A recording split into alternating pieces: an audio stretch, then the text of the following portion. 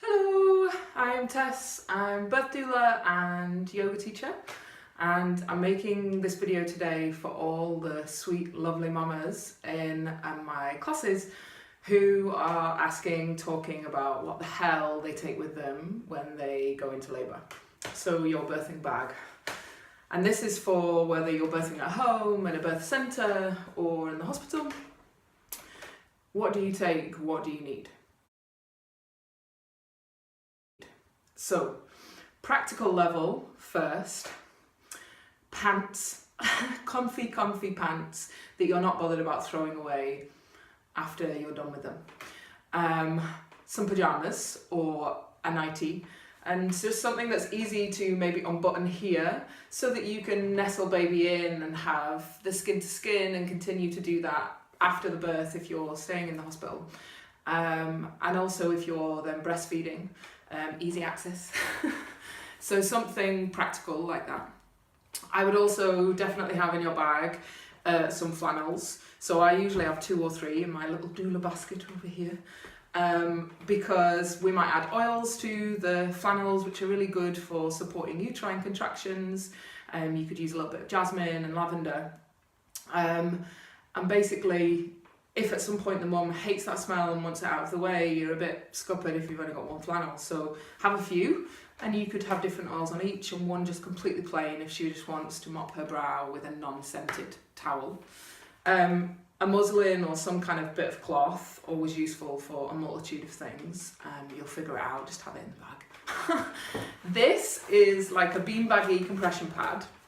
So you can get these loads now at this time of year, and you can put them on the radiator or in the microwave when you're at home in the early stages of labour. You can lay them like low down on your belly or on the lower back. It's really comfortable to have a little bit of pressure there. So it's the same as someone pressing their hands around the sacrum area, the flat bit of your spine. And again, you can use oils on this. So yeah, jasmine is really effective, and Lavender's got properties which actually support and help the effectiveness of your uterine contractions. So that might be an option for you.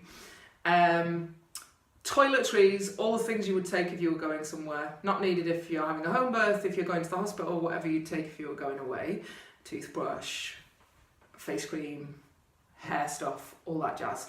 I would always have some wipes, just non-scented, really sensitive wipes if you want to have a quick mop down of the face or a clean, mum's feeling sweaty or whatever. Really good for dad too, or whoever the birth partner is.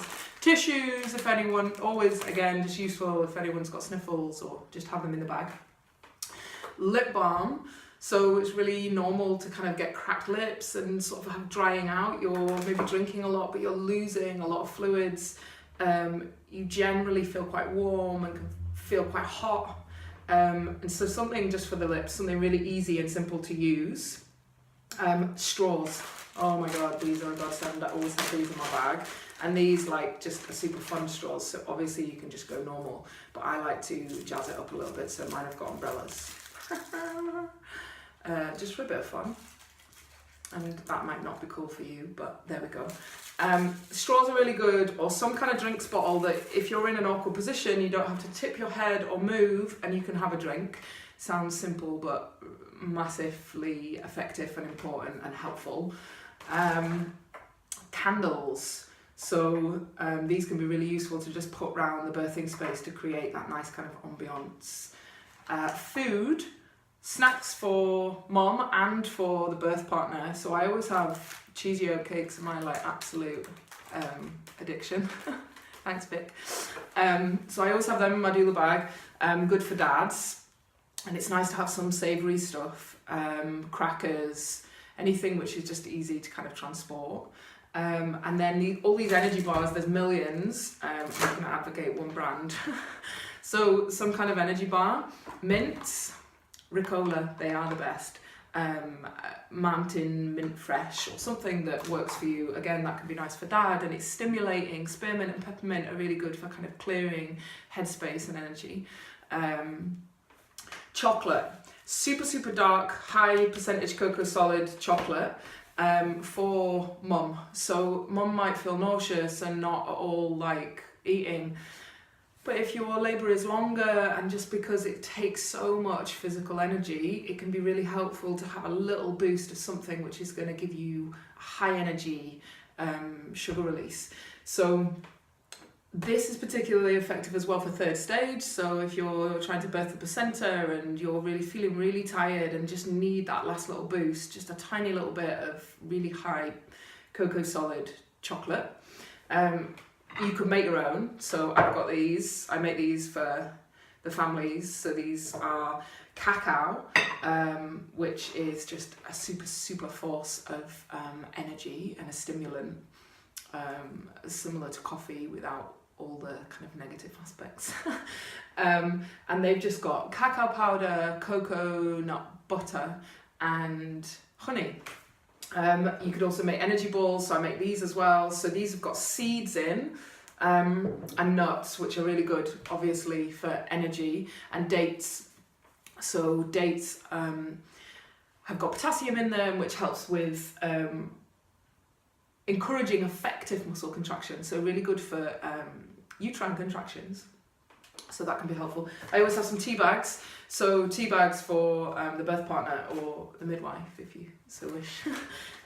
Always nice to create a nice kind of ambience and work together. Something warming is usually quite nice and settling for the birth partner. So rather than just ploughing loads of caffeine, thinking about cinnamon, turmeric, ginger, that will calm the nervous system is really helpful for dad. Rescue remedy. Oh my god. This is really good if someone is feeling a little bit flighty and a little bit panicked. Birth partner as well. A little drop of rescue remedy could be really good for the birthing partner.